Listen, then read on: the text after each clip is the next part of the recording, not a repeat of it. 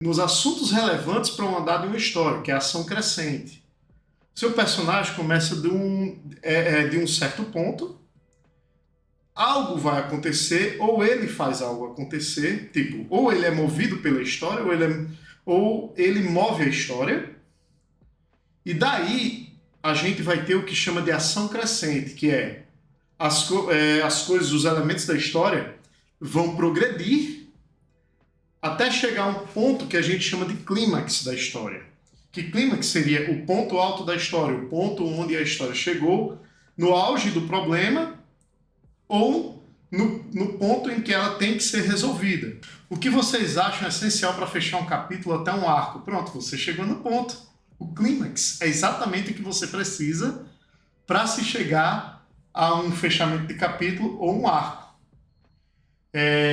Os japoneses eles trabalham com Kishotenketsu. Kishotenketsu, numa tradução grossa, seria introdução, ação crescente, clímax e desfecho.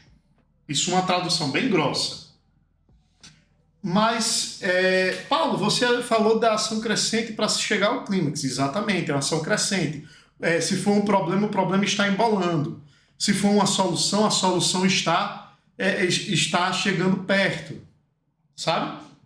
E o clímax, no caso de um, seria o auge do problema, tipo o ponto final do problema, ou tudo ou nada, e o clímax de uma solução seria a solução em si acontecendo, sabe? Mas como você fecharia um arco ou um capítulo com isso? No caso de um capítulo, você pode fechar no próprio clímax em si. E aí, no próximo capítulo, você gera um anticlímax para iniciar um novo crescimento. Um novo crescimento, uma nova ação crescente, sabe? E para gerar um novo clímax. Sempre obedecendo uma regra que se tem, que é o próximo clímax tem que ser maior do que o clímax anterior. No caso de um arco, você tem que pensar que o clímax está perto do final do arco. Ele não é o final do arco, ele está perto.